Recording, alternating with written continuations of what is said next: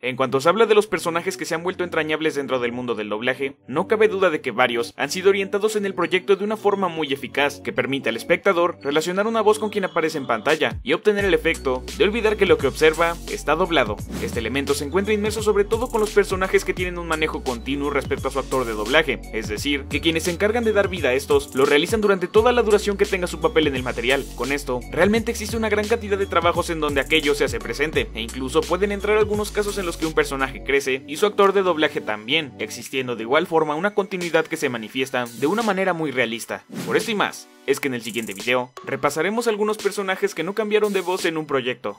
Comenzamos. Iniciando, como parte de uno de los programas que seguramente no muchos recuerden, se tiene a Jacobo 22, relatando las aventuras de este, llamado así por el hecho de repetir 2 veces las cosas que decía, y teniendo que soportar a sus hermanos y a otras personas en la vida cotidiana. Este proyecto se llevaría a cabo en la ya conocida Etcétera Group en Venezuela, y particularmente se habla del tiempo en que no había dirección de doblaje en ese estudio, siendo los mismos actores que se dirigían al momento de grabar. Para este personaje, la voz de Jacobo estaría a cargo de Maite Guedes, siendo una elección bastante acertada, pues realmente se da aquella esencia de ser el hermano menor, y el cómo muchas veces pasa desapercibido por otras personas, así como su constante preocupación por realizar bien las cosas, manifestándose de una gran forma en el doblaje. Este personaje no presentaría ningún cambio de voz durante el transcurso del material, estando presente en los 61 episodios de las 5 temporadas que se ofrecían. He tratado de aprender las capitales de los países, pero es imposible, es imposible. Disculpe, señora. ¿Quiere reconsiderarlo, por favor? Tengo que hacer esto solo. Papá cuenta conmigo. Dentro de una de las series que en su momento traería una gran popularidad, se tiene el manual de Ned, que se basa en una guía de supervivencia en la escuela hecha por el mismo protagonista, Ned Bigby. Para este caso, el doblaje se realizaría en el estudio Dint, y por lo tanto, el personaje tendría la voz de Ariel 6dedos, quien en ese instante había tenido participaciones muy pequeñas en el medio como personajes extra a la edad de 10 años en el mismo estudio, pero a los 11 es cuando comenzaría a grabar a Ned, brindando una interpretación única en el sentido de que aquel tono característico se familiarizaría con el personaje inmediatamente, además de que este contiene el elemento del crecimiento mostrado en el actor original, dando ese apego que ayuda a la continuidad de este y pareciendo que el proyecto no estuviera doblado. Recuerden usar su tiempo en el laboratorio productivamente. ¿La Revolución Francesa decapitó a los reyes? ¿La respuesta es A? Susie se fue por siempre y me gusta Mouse. Le diré a Mouse que yo me quedaré. Con otro personaje donde esto ocurriría está Cookie, el genio de tecnología, que en un comienzo tendría un tono levemente más agudo como ya se mostraría a partir de la segunda temporada, pero que en sí sería muy apegado a la versión original, y sobre todo en aquellas reacciones del personaje donde se resalta su preocupación y su miedo. La voz de este estaría a cargo de Sebastián Arancibia, realizando un trabajo memorable que es de los favoritos entre los seguidores. De esa forma será tarde para que se cambie de cocina. Debo empezar mi reinado como payaso de la clase. Adiós, Pifroggy. No te olvidaremos. No puedo evitarlo, soy superficial. Dentro de aquellos programas clásicos de Cartoon Network, no podía faltar Johnny Bravo, teniendo un estilo peculiar dado por Víctor Hugo Aguilar, entregando varias horas de diversión a los espectadores. Este proyecto estuvo destinado en el estudio Sensaciones Sónicas, que en ese entonces tenía por nombre Sweet Sing, y la dirección estaría a cargo del mismo Víctor Hugo Aguilar. Algo que haría resaltable el doblaje del personaje sería su forma de expresión, además de que en diversas ocasiones se utilizaba la adaptación, y así se le daba ese aspecto cómico. Por otro lado, se tenía un tono levemente profundo y que siempre era reconocible al instante para el público, además de que con las frases constantes sobre él mismo y la forma en que son dichas, así como algunos chistes, seguramente sacó una carcajada a más de uno. Víctor Hugo Aguilar interpretaría a Johnny durante los 67 capítulos que brindaría la serie en sus 4 temporadas, no existiendo cambio alguno y manteniéndose aquella continuidad. ¡Goloso, goloso! ¡Tú eres un goloso! Eres un digno hijo de tu guapísimo, encantador, atractivo y bonito padre. Tranquilízate, amigo. No podemos llevar a cualquiera a conocer a Santa Claus. Dentro de uno de los clásicos de hace años se encuentra Remy, el niño de nadie, siendo una historia bastante trágica sobre un niño abandonado que termina siendo comprado por un actor ambulante, integrándola a su presentación y recorriendo diversos lugares con ellos. Este actor ambulante es de quien será énfasis en el video, pues el señor Vitalis estaría siendo interpretado por Maynardo Zavala, reflejando en aquel doblaje esa figura autoritaria y paternal que Remy no tendría con quien se pensaba era su verdadero padre. Desde los primeros episodios y la aparición del señor Vitalis, es el comienzo de un tono para imponer imponer el miedo que Remy tiene al conocerlo, pero que eventualmente irá mostrando quién es realmente, y este último terminará mostrando un apego hacia él hasta su muerte, que a pesar de marcar el fin del personaje, existiría una que otra voz en off de él con el mismo doblaje de su respectivo actor, manteniéndose presente en los 51 episodios ofrecidos al público. Este proyecto se grabaría en Sonomex bajo la dirección del mismo Maynardo Zavala. Usted ha criado a un niño abandonado con su propio dinero. Siempre ve al cielo cuando estés abatido. El sol te dará valor y fuerza. Tienes que aprender a ser un hombre maduro. Lucha por vivir a cada instante. Camina siempre adelante. Ubicado en los años 80, se tiene la segunda serie de Astro Boy, el cual había ido en un rumbo similar al manga de Osamu Tezuka. En este caso y desde un comienzo, se tiene el personaje tanto en humano como en robot, y aquí, la voz de ambas versiones sería la misma, dada por Rocío Garcel, que antes ya había interpretado a algunos niños en doblaje. En Astro, se tiene una personalidad totalmente infantil e inocente, pero con aquel sentido del heroísmo para ayudar a quien lo necesite, tanto a humanos como a robots, pues este era parte central de la temática abordada en casi todas sus adaptaciones, y aquí no sería la excepción en sus 52 episodios. Este proyecto estaría realizándose en el estudio Sonomex bajo la dirección de Maynardo Zavala, siendo curiosamente parecido a lo que sucedió en el mencionado anteriormente. Profesor, una bomba puede desmantelarse, ¿verdad? Temo que Atlas piense que soy un cobarde.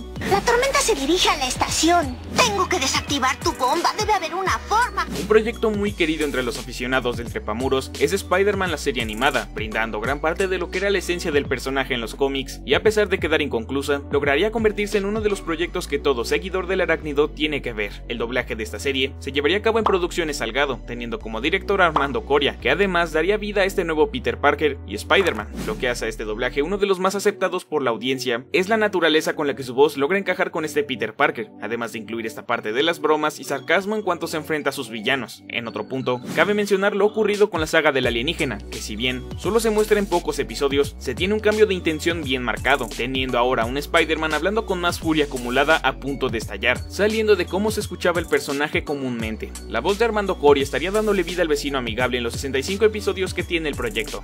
Lo siento, amigo, hago esto más por Billy que por ti. Desde que tengo mi traje nuevo, soy invitado a las mejores fiestas. Tú eres el principal causante. Obstruyó mis telarañas. Representa el lado malvado y cruel de tu vida. Dentro de un clásico en Cartoon Network, no podían faltar los chicos del barrio, teniendo un doblaje que es bastante completo en cuanto al reparto de voces, y por supuesto, la parte de la adaptación siendo de lo más destacable que tenía en sí. Este doblaje es de los pocos que mantiene la continuidad respecto a las voces de sus protagonistas, y es aquí donde se hablarán de los 5 integrantes que en sus 78 capítulos no presentarían cambios en sí, comenzando por número 5, que tendría la voz de Ariadna Rivas, siendo peculiar en el doblaje al ser el difícil el poder imaginar al personaje con otro tono, pues a pesar de que podría decirse que es por la costumbre desarrollada a raíz de sintonizar el programa por bastante tiempo, es una elección que encajó como anillo al dedo, resaltando aquel sarcasmo de número 5 y parte de los regaños que hacía a sus amigos.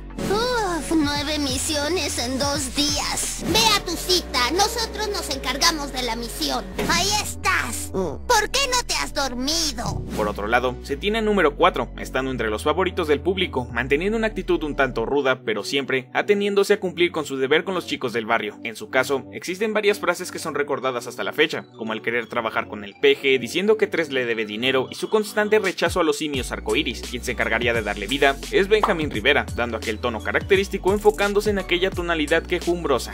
¿Qué crees que estás haciendo, chamaco perro? ¡Quiero trabajar con el peje! ¡Tengo arena hasta en los calzones! ¡Ella me debe dinero!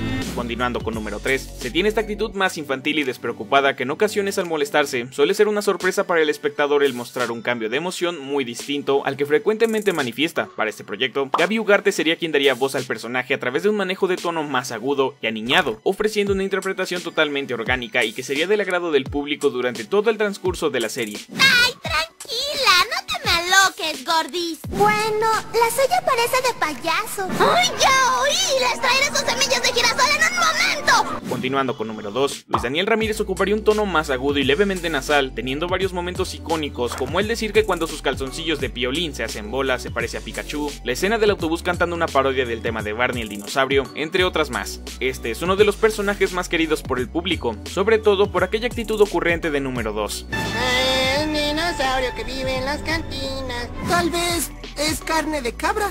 ¿Qué hay de nuevo, viejo? Y bueno, ¿cuál es el diagnóstico, Doc? Finalmente, por esta serie, número 1 siendo interpretado por Oscar Flores, es considerado hasta la fecha uno de sus personajes más conocidos en cuanto se habla del doblaje, pues la parte de la adaptación sería de gran repercusión en el humor de la serie, teniendo referencias como la de Luis Miguel, en una que otra ocasión, haciendo alusión a frases de otros programas, como en Chavo del 8. En este caso, sería uso de un tono más infantil que encajaría perfectamente con el personaje, además de que en algún momento, al convertirse en adulto por un episodio, de igual forma tendría a Oscar Flores detrás del atril, pero evidentemente con su voz natural, y claro, sin dejar de usar esa intencionalidad que seguramente habrá sacado una carcajada a varios miembros de la audiencia. Es lo peor que he recibido desde que mi abuela me dio una secadora de cabello.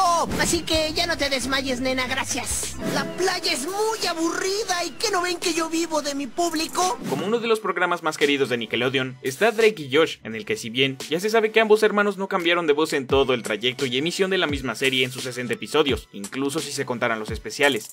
En este caso, se destacan Enzo Fortuni y Eduardo Garza, que en un principio no estaban destinados a prestar voz a Drake y Josh, pero debido a que se rechazó la primera propuesta con otros actores de doblaje, se terminaría eligiendo a los dos mencionados anteriormente. Para Drake, la elección sería tan acertada que eventualmente y en otros proyectos del actor, Enzo Fortuni sería la opción principal para el doblaje que requiriera, mientras que con Josh ocurriría lo mismo, siendo un tanto difícil en ambos imaginarlos con un doblaje diferente, pues hay elementos como la gracia natural que sale a flote derivado de diversos momentos, como Drake reaccionando atemorizado en cuanto ambos hermanos matan por accidente al hámster de Megan, quejándose sobre estar casado con Yuka, sus reacciones en cuanto la maestra Heifer muestra su odio hacia él, etc. Mientras que con Josh se tiene la característica de manejar una intensidad mayor en varias escenas, como los gritos de terror, la parte de hacer énfasis en algunas palabras y por supuesto al sacar ese lado serio y reclamándole a Drake sobre algo que le había hecho. Josh, no te quitarán tu permiso si no se enteran de la infracción. Bien, pero la próxima vez que se te atore el pie en el baño le jalaré. Ese hámster está muerto, estamos muertos porque Megan nos va a asesinar. Así somos los peores. Yo repito las palabras para hacer énfasis. ¡Énfasis! ¡Tú arruinaste mi cena! ¡Tú arruinaste mi escultura carísima!